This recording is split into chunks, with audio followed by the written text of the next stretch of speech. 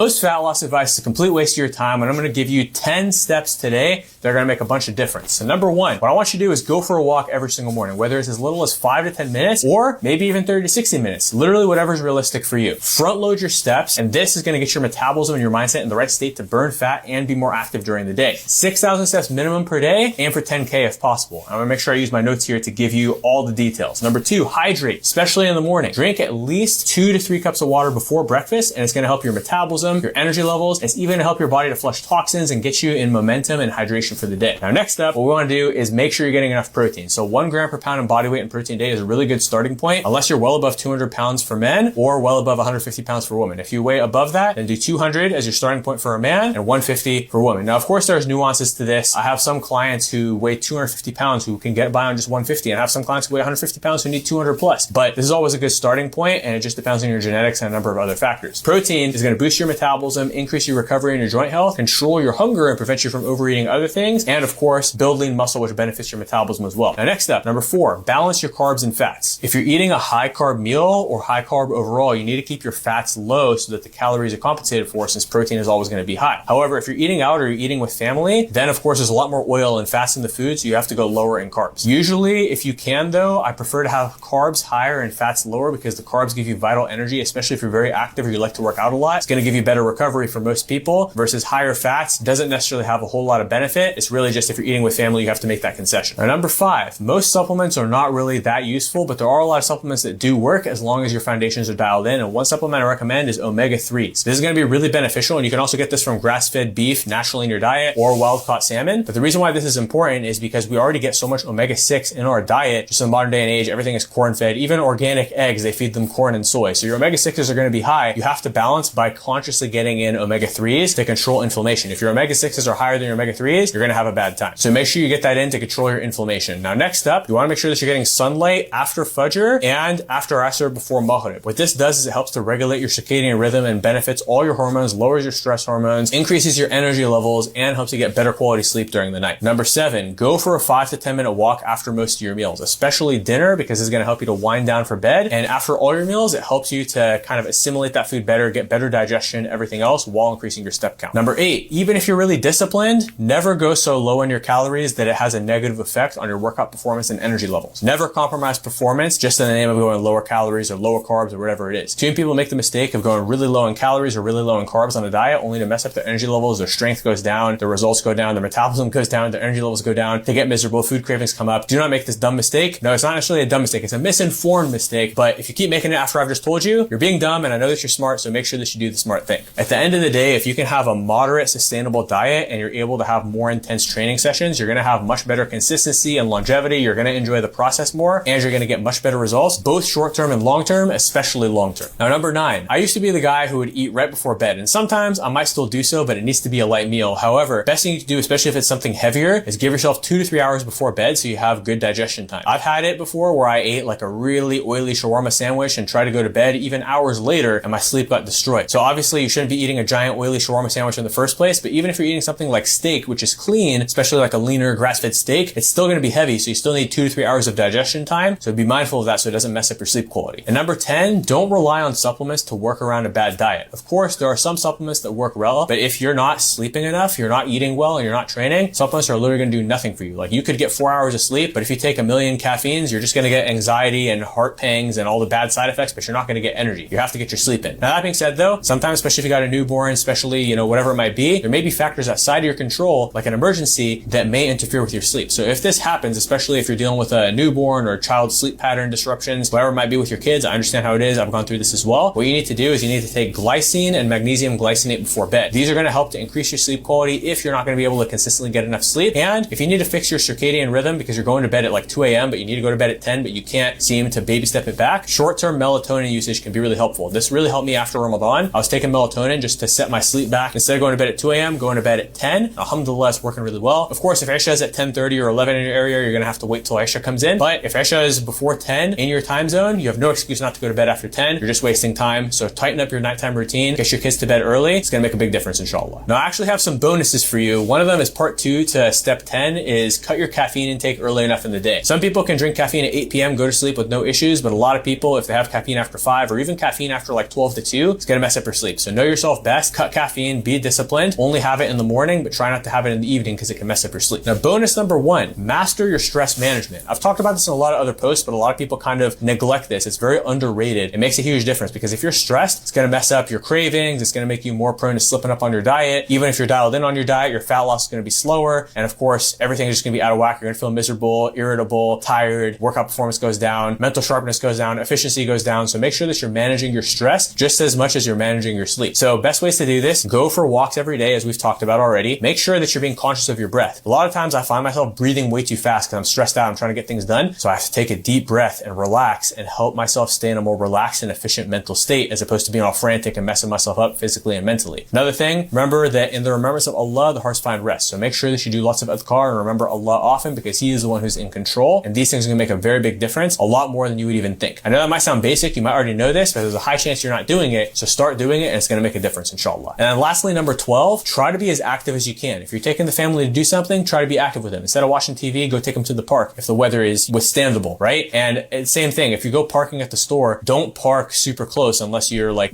transporting elderly family members or, your 2-year-old kid who's going to complain if he has to walk too much. But if you're with able-bodied individuals or you're by yourself, park far so you get extra steps. A little bit makes a long difference, right? Same thing. Instead of taking the elevator, take the stairs. Little things to get more activity in your day is going to make a whole world of difference. Especially once you get used to it, you're going to feel so much better. So that's my 12 no BS fat loss tips. Make sure that you implement these and share this with a friend if you found it beneficial.